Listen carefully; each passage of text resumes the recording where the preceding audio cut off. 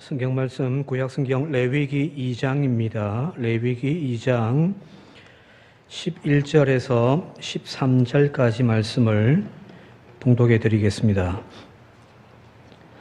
너희가 여호와께 드리는 모든 소제물에는 누룩을 넣지 말지니 너희가 누룩이나 꿀을 여호와께 화제로 드려 사르지 못할지니라. 처음 익은 것으로는 그것을 여호와께 드릴지나 향기로운 냄새를 위하여는 제단에 올리지 말지며 내 모든 소제물에 소금을 치라. 내 하나님의 언약의 소금을 내 소제에 빼지 못할지니 내 모든 예물에 소금을 드릴지니라. 아멘. 내일이면 8월 15일 광복 77주년을 맞이하게 되어집니다. 일제 나라와 국권을 빼앗겼던 역사도 가슴 아픈 일이었지만 오늘까지 77년의 시간이 흐르도록 제대로 된 과거의 역사를 청산하지 못한 우리의 현실, 우리의 무능함도 더 가슴 아픈 일이 아닌가 싶습니다. 친일파의 세력들이 여전히 오늘 우리 사회의 정치, 경제, 사회, 문화, 교육 모든 영역에서 아직까지도 머리를 꼿꼿이 쳐들고서 우리 사회의 기득권으로 자리 잡고 있다는 것이 오늘 우리의 수치이기도 합니다. 여러분 잘 아시는 이완용이라고 하는 이 이름은 나라를 팔아먹은 매국노의 대명사처럼 우리는 여기고 있습니다. 이 이완용이라는 이름에 대해서 인터넷 위키백과에서 찾아보면 그 서문을 이렇게 서술해 놓고 있습니다. 이완용은 조선의 문신이자 외교관, 대한제국의 관료이다. 조선 말기에 개화파 출신 관료이자 독립협회 위원장이었으며 후에 대한제국 내각총리 대신으로 한일병합 조약 체결을 주도했다. 을사오적, 정미칠적, 경술국적 중 한 사람이며 대한제국을 일본 제국에 합병시킨 장본인의 한 사람으로 오늘날 친일 매국노의 수괴로 대표되고 있다. 이 이완용이라는 이름에 대한 백과사전에 서술이 이렇게 되어져 있다는 거예요. 이완용은 1907년 이후에 대한제국 초대 총리 대신이었습니다. 그리고 한일 강제 합병 때까지 그 직위를 유지를 했었습니다. 그가 총리 대신도 있던 재직할 그 당시에 고종이 헤이그에서 열렸던 만국평화회의에 밀사를 보낸 일이 있었습니다. 일제 침략의 부당성을 폭로하고 또한 한국의 국권 회복을 이루고자 했던 이 사건의 책임을 물어가지고 고종이 폐위하게 되어집니다.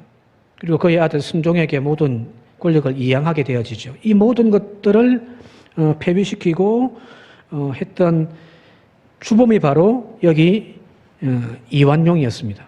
그래서 그 이후로 매국노의 대명사처럼 낙인이 찍혀져 버렸습니다. 대한제국이 일본에 강제 병합된 이후에 일본으로부터 조선 귀족 백작 자기를 그는 받았고요. 그리고 만세운동이 있었던 1919년에 후작으로 성급하게 되어집니다. 백성들은 총칼 앞에서 목숨 걸고 나라를 구하겠다고 독립만세를 외쳤는데 이 작자는 바로 그때에 후작으로 더 신분이 올라가더라는 거예요. 조선 총독부 중추원 고문을 지내기도 할 정도였으니까 말 그대로 그가 자신의 안위만을 위하여 나라를 팔아먹은 역적이라고 모든 국민과 역사는 지금 그를 기억하고 있는 거죠. 자, 이렇게 나라를 팔아먹었던 사람들에게도, 그래서 부귀 영화를 누렸던 이 사람들에게도 변명거리는 있는 모양이에요. 그들의 변명을 간단하게 요약하면 이렇습니다. 조선이 자신의 주권을 스스로 지켜낼 수 없는 그런 상황이었다. 어차피 조선은 망할 수밖에 없었다는 이야기입니다.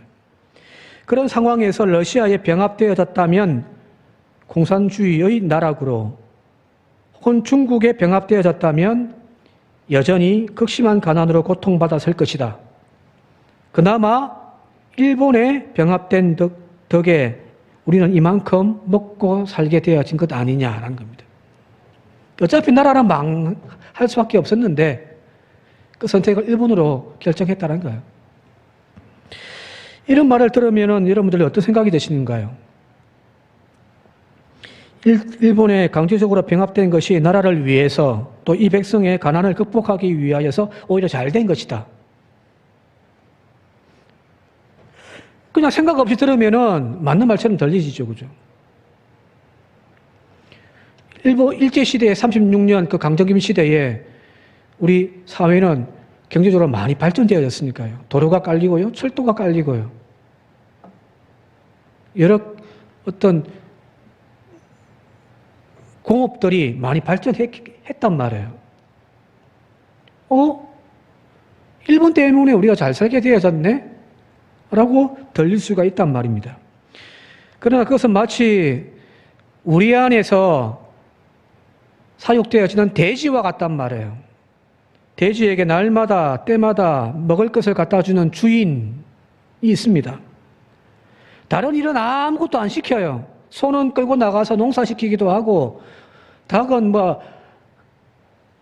알을 낳아가지고 그걸 늘 빼앗아 가기도 하는데, 돼지는 아무 일도 안 시키고 날마다 때마다 먹을 것을 가져다 주네요. 편안하게 쉬게만 하고 먹여줍니다. 그러나 그런 행동은 돼지를 위함이 아니잖아요. 그죠? 돼지가 사랑스러워서 하는 행동이 아니라는 겁니다. 더 많은 고기를 얻고자 하는 주인의 욕심일 뿐입니다. 주인의 이런 행동에 대하여 돼지가 고맙다고 나는 당신을 만나 축복을 받았다라고 이야기한다면 그건 우매함이고 그건 어리석음이잖아요. 일제시대의 도로, 철도, 토지개혁 여러 가지로 조선의 많은 발전들이 이루어졌었습니다. 맞아요.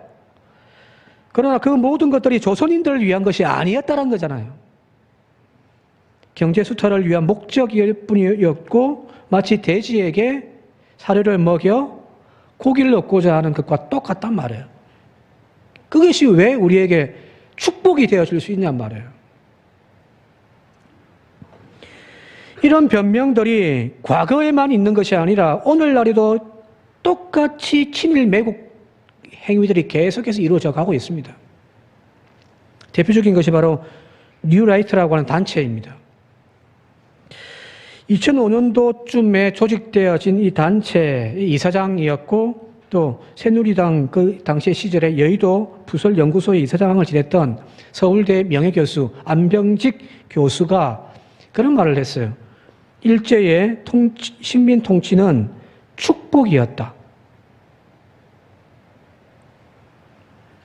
또 같은 주장을 똑같은 서울대 명예교수인 이영훈 교수 또 이렇게 이야기를 합니다. 일제 식민 통치가 한국의 경제, 정치 발전의 원동력이 되어졌다는 거예요. 이걸 식민지 근대화론이라고 이야기를 하는 거예요. 일부 뉴라이트 우파들의 학자들이 이런 걸 주장하고 있습니다. 일본이 강제받은 그때에 물론 나라를 빼앗기고 강탈한 것은 나쁜 일이지만 오히려 그 시절에 대한민국은 지금 이렇게 발전할 수 있는 미끄럼들이 만들어졌다. 이렇게 이야기를 하는 거란 말이에요. 또 이들은 위안부 문제에 대하여서 결코 일제가 강제적으로 일으킨 사건이 아니다라는 거예요. 그런 자료가 없다라는 겁니다. 일본의 우파들이, 그들이 이야기하는 그대로를 이야기를 하고 있는 거예요. 이들의 주장대로 한다고 한다면은, 이 위안부 할머니들의 그 꽃다운 시절에 그들은 뭘 했냐면은, 창녀짓을 한 것밖에 안 된단 말이에요. 또 그런 식으로 이야기를 합니다. 이 사람들은 이봉창, 이준 열사, 안중근 의사, 김구 선생, 이 사람들을 테러리스트라고 이야기를 합니다. 일제에 나라를 넘긴 사람들을 그들의 변명대로 이 나라와 이 백성을 위해서 그런 짓을 했다라고 두둔한단 말이에요. 그 당시에는 그럴 수밖에 없었다라는 겁니다. 오히려 그것이 좋은 선택이었다라고까지 이야기를 합니다. 자, 이 사람들의 입장에서 보게 되어지면 이완용은 애국자입니다. 그죠? 참으로 어처구니 없는 말들입니다. 그러나 오늘 이런 소리가 여전히 이 사회에서 울려 퍼지고 영향력을 미치고 있다는 것이 오늘 우리의 현실입니다. 더군다나 현 대통령실의 비서관들 중에 이런 사고를 가지고 있는 사람들이 대거 들어가 있다는 것이 지금 참으로 큰일입니다. 자, 이런 문제는 일제치하에 교회에서도 똑같이 일어난 일들입니다.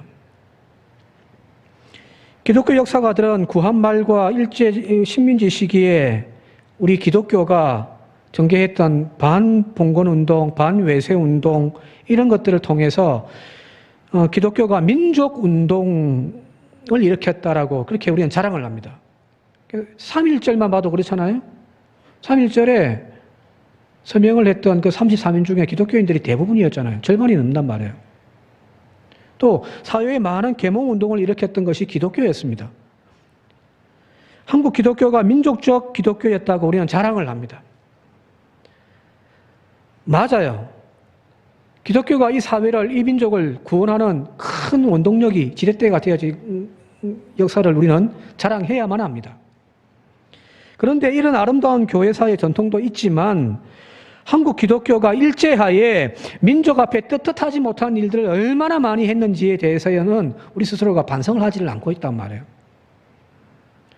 한국 교회를 대표했던 인물들 대다수가 일제 말기에 자이든 타이든 일제 지배를 옹호하고 정당화하는 친일 행각을 해왔었습니다. 대표적으로 이름 잘 아시는 신사참배요. 일제 강압에 의해서 신사참배를 할 건가 말 건가에 대한 결정이 1938년도에 제27회 장로교 총회의 안건으로 올라왔습니다. 신사참배 할 거냐 말 거냐 교회가. 그때 총회가 결정내린 것은 뭐냐면 신사참배 해도 된다라는 거예요. 그것도 만장일치였습니다. 당시 총회장 목사는 뭐라고 이야기하냐면 일본 현병과 경찰들이 거기에 쫙 깔려있는 상황에서 신사참배는 종교의식이 아닌 국민의례이므로 교회가 참여해도 좋다는 결의서를 만장일치로 통과시켜버렸습니다. 그리고 이제 교회는 예배 때 신사참배부터 하는 예배를 드리는 거죠. 마치 국민의례하듯이. 이것뿐만이 아닙니다. 그 당시에 한국 교회 지도자들은 신사참배 정책을 순종한 것으로 끝나지 않고 일본의 신 미스기바라라고 하는 그 이름으로 일본의 천조 대신인가 일본이 섬기는 신의 이름이 미스기바라입니다.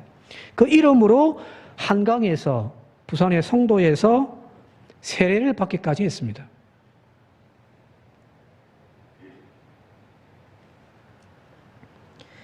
하나님의 말씀을 전해야 할 교회가 국민 총력의 허울이라고 하는 그 허울 아래에서 일본의 군국주의 이념을 선전하는, 홍보하는 그런 역할들을 감당했습니다. 그리고 우리 젊은이들로 하여금 전쟁에 적극 참여해라고까지 말하면서 홍보까지 했단 말이에요. 불의에 맞서서 하나님의 정의를 더 높여야 할 교회가 불의한 전쟁 물자를 제공하기 위하여 교인들로 하여금 성금을 넣고 끄덕여가지고 교회 재산으로 하나님의 거룩한 돈으로 비행기를 사서 바치고 총을 사서 갖다 바치고 그런 일들이 비일비재했습니다. 자, 여기까지는 잘못되어진 것. 자, 그러면 그 당시는 모두가 다 그렇게 했다고 할지라도 해방되고 난 이후에 우리의 잘못에 대해서 반성하고 회개할 줄 알아야 될 거 아니에요. 그죠? 그죠? 그런데 해방 이후에 교회에서는 단 한 번도 교회 이름으로 공식적으로 참여하고 회개하는 일은 한 번도 없었습니다. 신기하죠, 그죠? 자, 교단 내에서 그래서 신사참배 거부했던 목사님들이 한 200명 정도 돼요, 지금. 그것 때문에 투옥되어져 가지고 모진 고문에 죽었던 수없이 많은 목회자와 장로님들도 있었습니다. 자, 해방이 되어졌어요. 그들이 이제 출소되어져 가지고 교계에 우리의 잘못되어진 부분들에 대하여 철저하게 회개하고 권징하고 넘어가자라고 이야기를 했었습니다. 그런데 그 어떤 교단에서도 그 회개 운동에 대하여서 긍정적으로 생각하고 반성하고 회개한 교단은 없었다는 거예요. 오히려 그들이 비난의 대상이 되어졌습니다. 그래서 장로교 같은 경우는 그때 분열되어져 가지고 이 신사참배 반대 운동을 일으켰던 목사님들이 따로 교단을 만든 것이 고신이잖아요.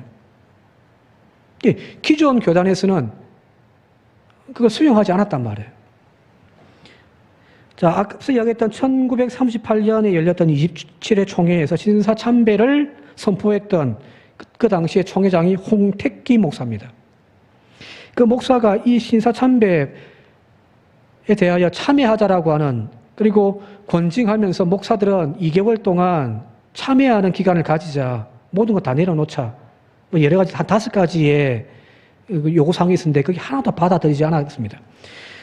그 반발에 대해서 이 목사가 이렇게 이야기를 했습니다. 홍 목사 등 친일파 목사들은 재건 원칙을 주장한 목사들을 향하여서 옥중에서 고생한 사람이나 교회를 지키기 위하여 고생한 사람이나 힘든 것은 마찬가지였다. 교회를 버리고 해외로 도피했거나 혹은 은퇴한 사람들의 수고보다는 교회를 등에 지고 일제강제에 할 수 없이 굴한 사람들의 수고가 더 높이 평가받아야 한다. 이상한 말을. 앞서 친일파들이 자신들이 변론하면서 변명하는 이야기가 똑같은 거잖아요. 그죠? 신사참배 거부하고 감옥에 가서 모진 고난받은 당신들이나, 비록 우리는 신사참배를 굴할 수밖에 없었지만 교회를 지키기 위하여 애썼던 우리의 수고가 매번 다르지 않다라는 거야.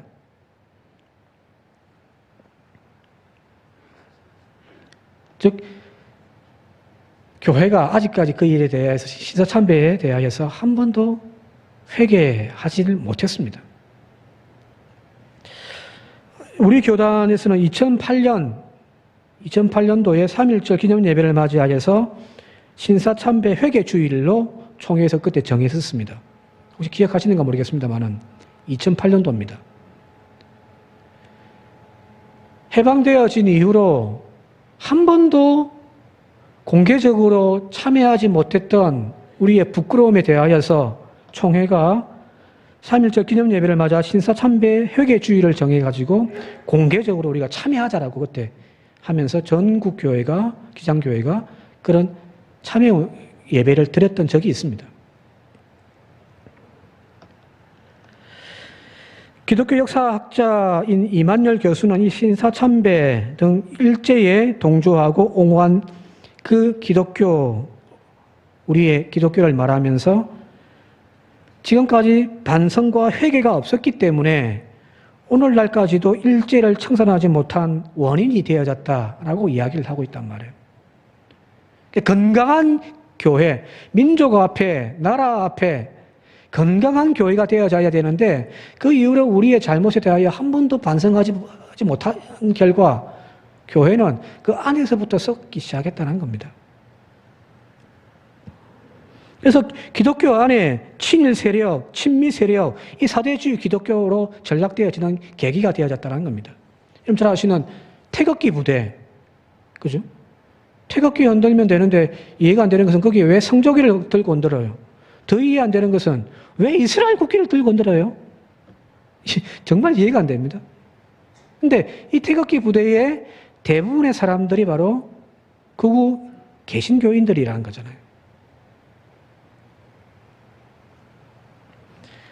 자, 이런 반성이 있는 반면에 전혀 다른 입장을 이야기하는 그런 기독교인들도 있습니다. 대표적으로 연세대학교 신학대학교 학장을 지냈고 서울장신대 총장까지 역임했던 민경배 교수라는 분이 있습니다. 이분은 이렇게 이야기를 해요. 이들이 친일파로 불리지만 바로 그들이야말로 전국적 조직의 교회와 기독교 기관을 유지시킨 인물들이라고 그렇게 변명해 줍니다. 앞서 이야기했잖아요. 우리가 무릎을 꿇고 신사참배를 해서라도 교회를 지켜냈다. 그런 인물들이라는 겁니다. 교단과 기독교 기관의 책임자로서 자유로울 수 없는 상황에서 교회와 교권을 유지시키려면 종교 행위를 일제의 요구에 맞추어 조절하는 방도밖에 그 당시는 다른 것이 없었다 하는 겁니다. 여러분 어떻게 생각하세요? 신사참배를 지지하고 일본에 동조하고 협력하는 그 교회가 그 지도자들 때문에 한국 교회가 이만큼 계속 살아남지 않았느냐는 겁니다. 어떻게 생각하세요? 사실은 두부 탁 자르듯이 참 누구 말이 맞다라고 이렇게 하기는 조금 그렇습니다만은 그래서 설교 준비하면서 가만히 생각해 봤습니다. 만약에 제가 그 상황이었다면 나는 어떻게 했을까? 신사참배를 하지 않는다면 우리 교회 문을 닫아야 된다면 담임 목사인 나는 어떻게 결정을 했을까?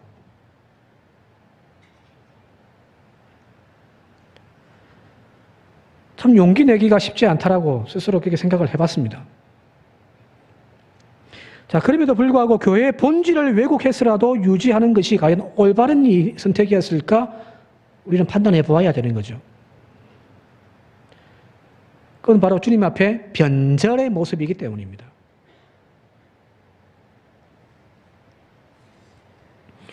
우리가 이 문제를 보고 평가하는 기준을 삼아야 할 것은 바로 신앙의 본질이 뭔가라는 거예요. 교회의 본질이 뭔가라는 겁니다.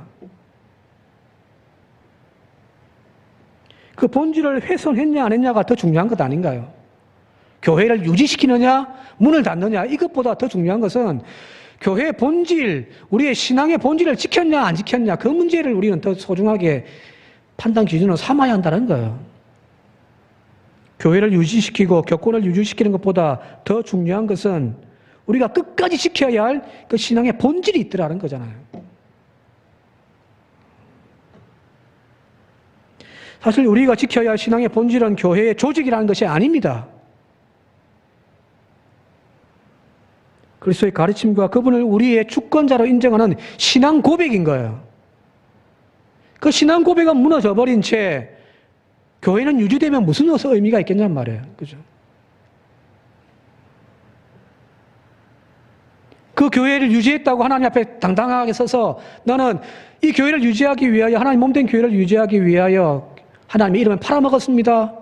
우상에게 절했습니다라고 그렇게 이야기할 건가요? 아니잖아요. 그죠? 하나님 앞에 부끄럽지 않아야 되는 거죠. 아까 이야기했던 신사참배를 거부했던 그 목사님들이 따로 교단을 만들었던 것이 고신이라고 했잖아요. 고신에 가면은 고신대학교에 가면은 그 학교 교비가 있습니다. 그게 뭐라고 새겨져 있냐면은 코람데이오입니다. 하나님 앞에서. 교인들 앞에서 내 교회 이거 지켰다. 내가 부끄럽게 무릎 꿇고 고개 숙인 그 대가로 교회 지켰다. 당당하게 이야기할 수 있겠지만 하나님 앞에서 우리가 그런 고백을 할 수 있겠냔 말이에요. 그죠? 요한계시록 또 구약의 여러 묵시 사상을 담고 있는 예언서들을 읽다 보면요. 마치 우리 민족이 경험했던 그 일제치하의 상황과 그대로 대비되어진단 말이에요. 엄청난 박해. 일제치하의 기독교가 그리고 교회가 어찌 보면 바로 요한계시록에서 이야기하는 짐승의 표였던 666을 받은 것이 아니냐는 거예요. 666 받고 대신에 교회는 유지해 줄게. 이게 무슨 자랑이에요? 과연 주님 앞에서 그때에는 교회를 살리기 위해서 그렇게 할 수밖에 없었다라고 당당하게 변명할 수 있을까? 그게 통할까? 그런 변명하지 말라고 쓴 책이 바로 요한계시록이잖아요. 그죠?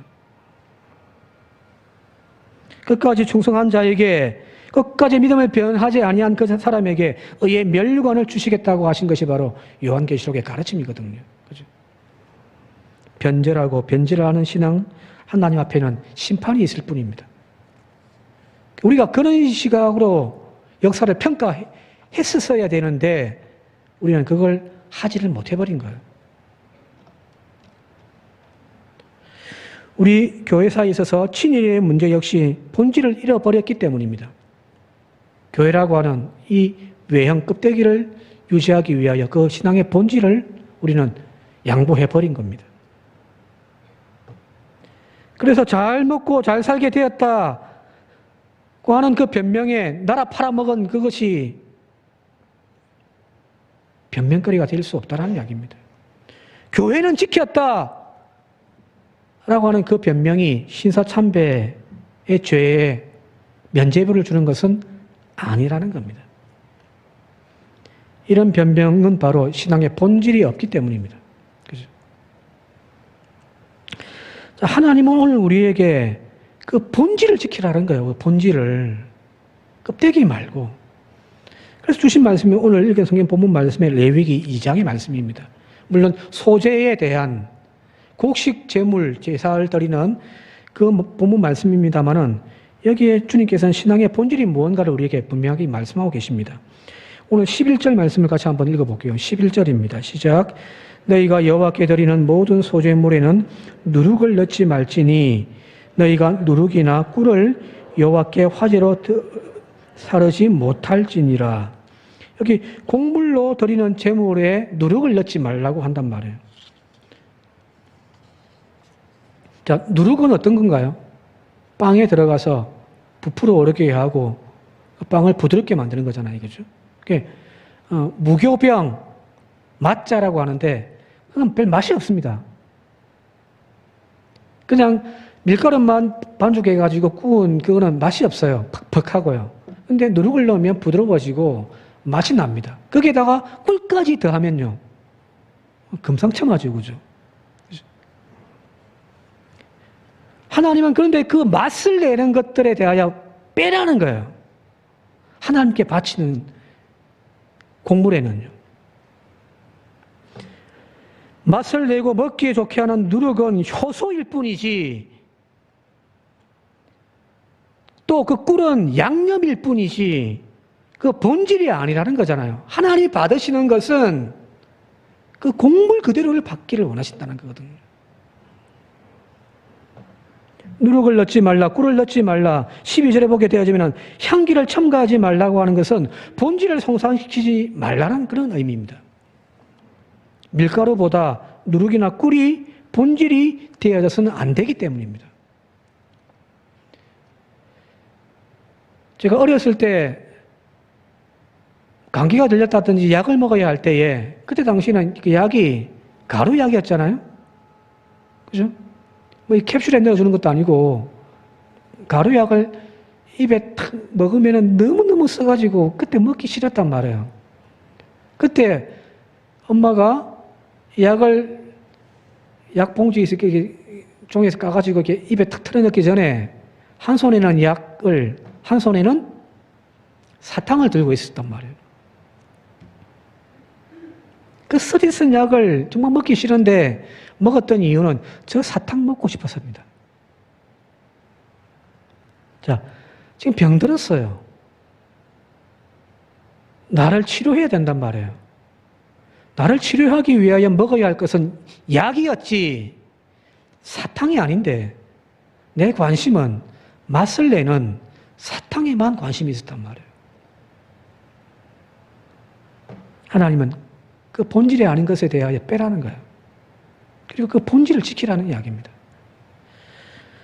여기 빼야 할 누룩과 꿀과 달리 반드시 넣어야 할 것이 있는데 그것이 바로 13절에 나와 있는 소금입니다. 13절 같이 한번 읽어보도록 할게요. 13절 시작. 내 모든 소제물에 소금을 치라. 내 하나님의 언약의 소금을 내 소제에 빼지 못할지니 내 모든 예물에 소금을 드릴지니라. 그게 반드시 넣어야 할 것은 소금인 거죠. 소금의 역할이 뭔가요? 변하지 않도록 하기 위하여 첨가하는 거잖아요. 그죠? 그 본래의 성격이 썩지 않도록, 변하지 않도록, 그 본질이 변하지 않도록, 부패하고 방지하지 않도록 소금을 칠하는 거거든요. 오늘 우리의 역사에서, 특히 기독교 역사에서 우리는 본질이 아닌 것들을 붙잡고 내가 이걸 지켜내었다고 당당하게 역사 앞에 부끄러움을 모르는 그런 얼굴로 달려왔던 우리에게 오늘 말씀은 네가 본질은 버린 채 껍데기만 붙들었다라고 우리에게 지금 책망하고 계신 거거든요. 교회는 그 본질을 빼앗겨서도 변해서도 안 되는 겁니다. 모두가 진리가 아닌 길로 막 달려갈 때에 그 무리에 휩쓸려 가지고 함께 그 길로 달려감이 아니라 우리는 묵묵히 끝까지 이 진리의 길을 터벅터벅 걸어가는 그런 믿음 생활이 되어져야 할 줄 믿습니다. 오늘 8.15 광복주의를 이제 맞이하는 이 자리에서 오늘 우리의 삶의 자리는 어딘지를 다시 한번 되돌아볼 수 있는 그런 저와 여러분들이 되어질 수 있기를 바랍니다. 잘못되어진 역사임에도 불구하고 반성하고 회개하고 그 본래의 자리로 돌아가지 않고 여전히 변명하던 그 자리에 있다 보니 지금 한국 교회가 이렇게 되어져 버린 거죠. 역사는 반복됩니다.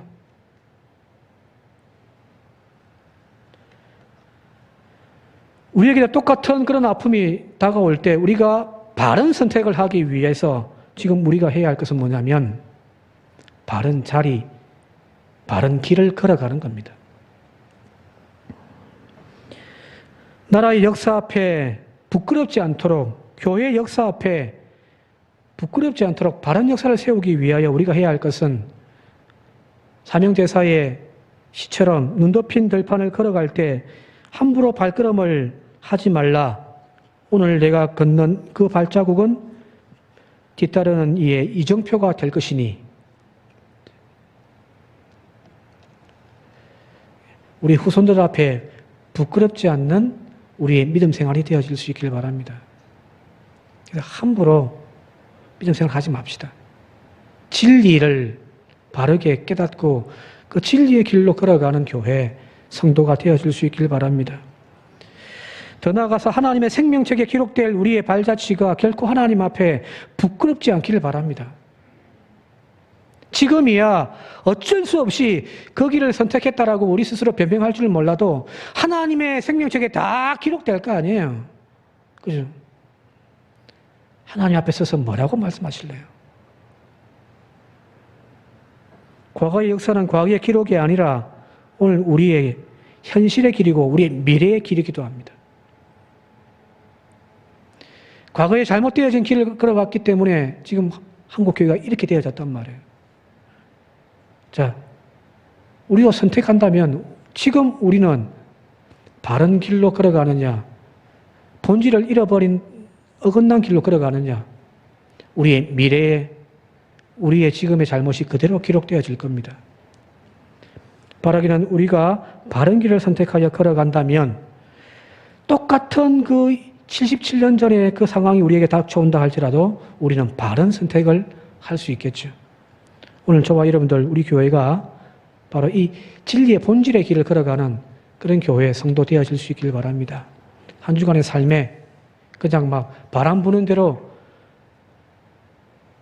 걸어가는 우리의 걸음걸이들이 아니라 의의 길, 믿음의 길, 진리의 길 걸어가는 저와 여러분들이 되어줄 수 있기를 주님의 이름으로 축원드립니다.